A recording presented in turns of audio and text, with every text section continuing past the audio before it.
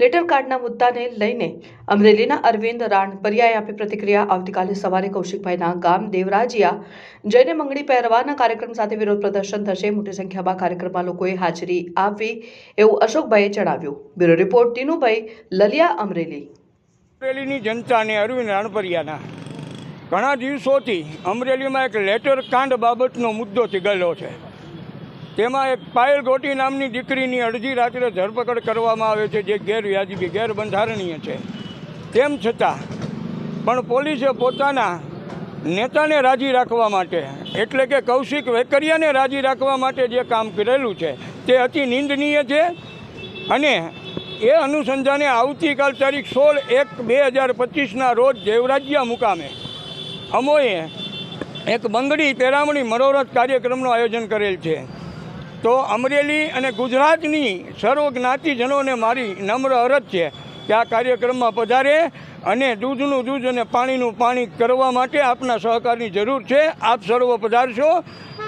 અને લેટર કાંડનો મુખ્ય મુદ્દો ભ્રષ્ટાચાર, રેતી, દારૂ, અન્ય દરેક ડિપાર્ટમેન્ટમાંથી કૌશિકભાઈ વેકરિયા જે હપ્તા લે છે એવો આક્ષેપ કરવામાં આવેલો છે।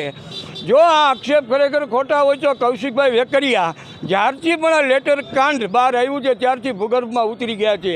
એટલે સ્વાભાવિકપણે ગુજરાતનો દરેક નાગરિક એવું માને છે કે કૌશિક વેકરિયા દોષિત છે ને છે જ। માટે અમરેલી પોલીસ, ગુજરાત રાજ્યના ડીઆઈજી વિકાસ સહાય સાહેબને પણ મારી પ્રાર્થના છે, કૌશિક વેકરિયાનો નાર્કો ટેસ્ટ કરવામાં આવે। નહીં આવે તો આગામી તારીખ 25/1/2025ના રોજ ગુજરાત બંધનું એલાન કરવામાં આવશે, જે આપને વિદિત થાય। આપે આ મારી અરજી ધ્યાને લેશો।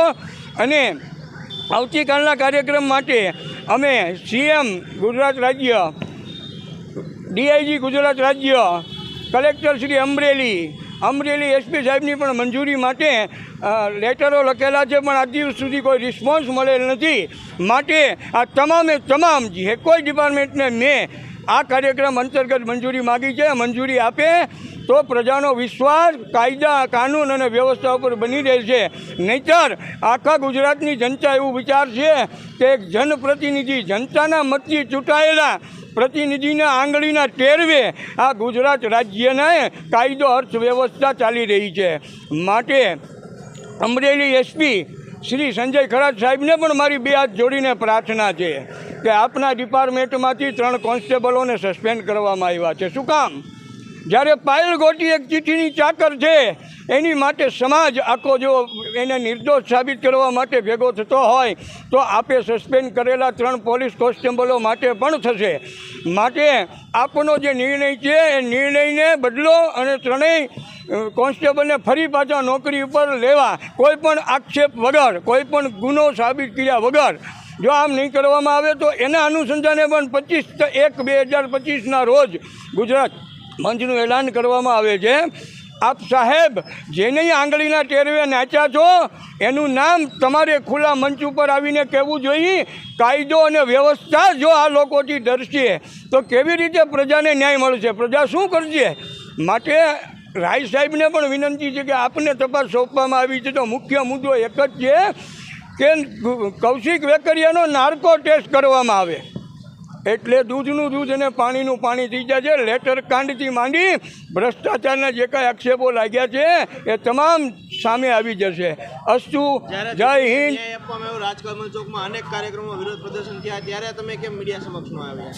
ના, ત્યારે મને એવું લાગતું હતું કે દરેક સમાજ, ખાસ કરીને પાટીદાર સમાજ, ત્યારે સમર્થનમાં જોડાણા હતા તમે? ના, કારણ નહીં જોડાવાનું કારણ મને ખબર જ હતી કે આ જે અમારો સમાજ, પાટીદાર સમાજ, એ ફક્ત ને ફક્ત નામ મેળવવા માટે થઈને ભેગો થાય છે। ખરેખર દીકરીને ન્યાય અપાયો નથી। દીકરીને તો શ્રી સરકારે કાયદેસરના જામીન આપ્યા છે, કોઈ પ્રકારે નિર્દોષ છોડવામાં નથી આવી। ટ્રાયલ દરમિયાન જ નિર્દોષ છૂટશે। પરેશ ધાનાણી ઉપવાસ આંદોલન કર્યું છે, પરેશ ધાનાણી હોય, વીરજીભાઈ ઠુમ્મર હોય, જેનીબેન ઠુમ્મર હોય, ગોપાલ ઇટાલિયા હોય, ઈશુદાનભાઈ ગઢવી હોય, કોઈ પણ હોય, ખરેખર ભ્રષ્ટાચારના મુદ્દે આજની તારીખ સુધી ગુજરાતમાં જે કાંઈ એ બોલ્યા છે, જે કાંઈ પ્રદર્શનો કર્યા છે, ખરેખર એ સાચા છે. તો આવતીકાલ 16/1/2025ના રોજ દેવરાજ્યા મુકામે આ તમામ હસ્તીઓ હાજર હશે.